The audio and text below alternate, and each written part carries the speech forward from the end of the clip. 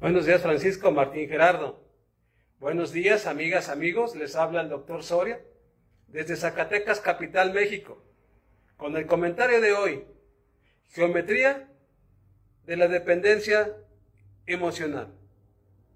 No dependas de nadie, porque hasta tu propia sombra te abandona en la oscuridad. En el balance que realiza la persona dependiente sobre las posibilidades de cambio, pesan mucho el miedo a la libertad, el miedo a la confrontación, el miedo a la soledad y el abandono. Todos nacemos física y psicológicamente dependientes de nuestros padres, pero el éxito de la educación consiste precisamente en que el hijo o la hija alcance el mayor grado posible de autonomía en un marco de empatía y solidaridad con los demás.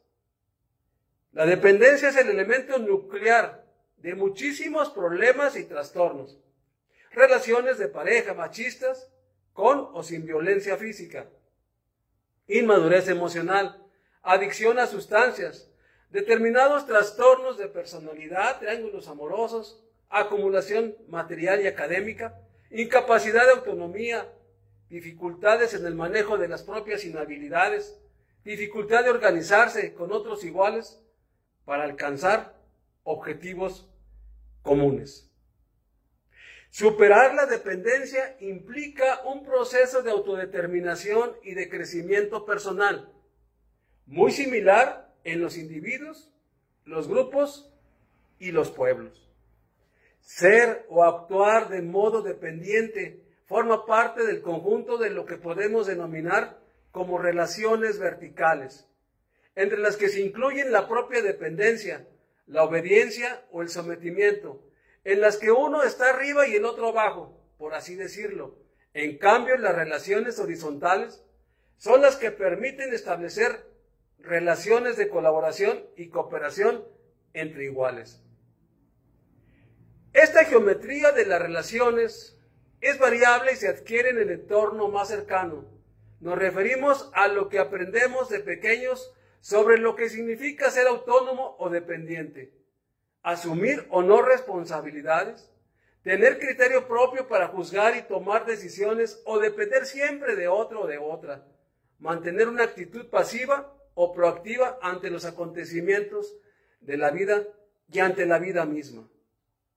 Hay quien se mueve mejor en un tipo de relaciones que en otro, pero hacerlo exclusivamente en las verticales, siendo una persona adulta, puede resultar demasiado peligroso. Una manera de definir la dependencia es la de una situación de subordinación a un poder que se percibe como mayor que uno mismo. Por ejemplo, en el caso de la dependencia emocional, lo habitual es que al menos al principio se considere a la otra persona como un ser superior, especial o ideal.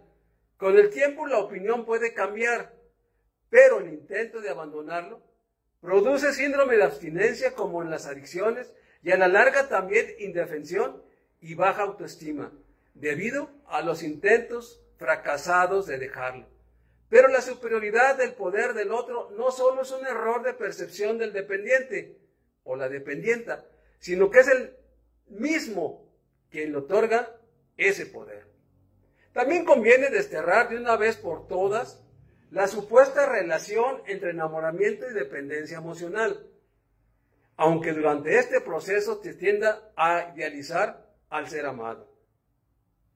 En la dependencia lo que se produce es una dificultad para relacionarse en el plano de igualdad y una inclinación muy fuerte por las relaciones verticales que van desde la admiración a la sumisión. No sabría dar un paso sin él o sin ella. En sentido contrario, pero sin abandonar el eje vertical, la persona dependiente también puede crear relaciones de dependencia hacia ella, es decir, con los hijos, por ejemplo. Desde el punto de vista relacional, la dependencia hay que entenderla como un vínculo. Para que se establezca ese vínculo, hacen falta al menos dos participantes y que cada uno de ellos obtenga algo de la relación. Una combinación muy frecuente es la formada por una persona que necesita admiración constante, como un narcisista, por ejemplo, y una persona con una personalidad muy dependiente. La necesidad del narcisista se ve colmada por la necesidad de ser adorado o adorada por el dependiente o la dependienta. Otra es la del simple abusón, que se aprovecha de las circunstancias o en su grado extremo, la del déspota, que necesita esclavos.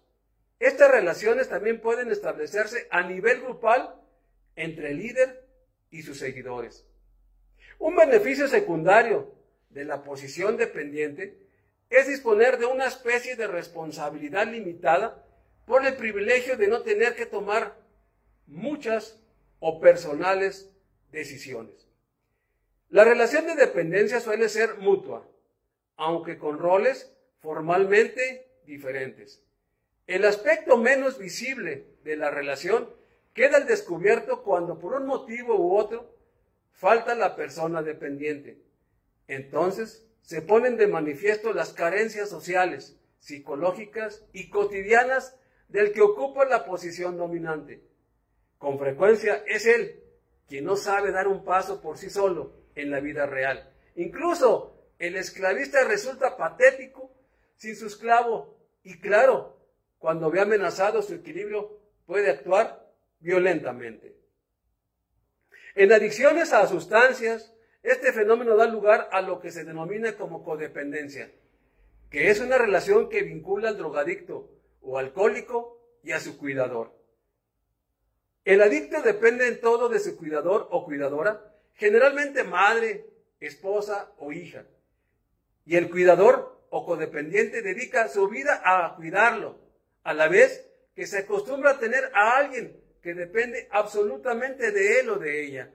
Cuando el adicto mejora y se hace más autónomo, con frecuencia el cuidador o cuidadora comienza a sentirse mal con síntomas ansiosos depresivos, sin saber bien por qué, sobre todo si no ha realizado un proceso psicoterapéutico paralelo en compañía del adicto o del alcohólico. En el balance que realiza la persona dependiente sobre las posibilidades de cambio, pesan mucho el miedo a la libertad, el miedo a la confrontación, el miedo a la soledad y al abandono.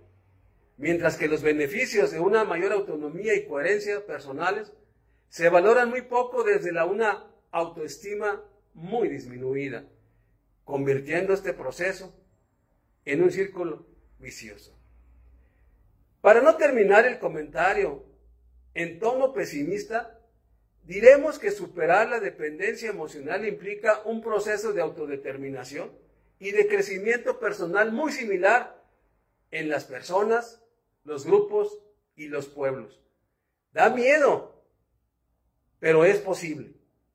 Quien llegue, quien tenga que llegar. Que se vaya quien se tiene que ir. Que duela lo que tenga que doler. Que pase lo que tenga que pasar. Mario Benedetti. Este fue el comentario de hoy. Gracias por escucharlo. Espero lo aproveche y lo reflexione en compañía de los suyos. Les habló el doctor Soria y nos escuchamos la próxima semana.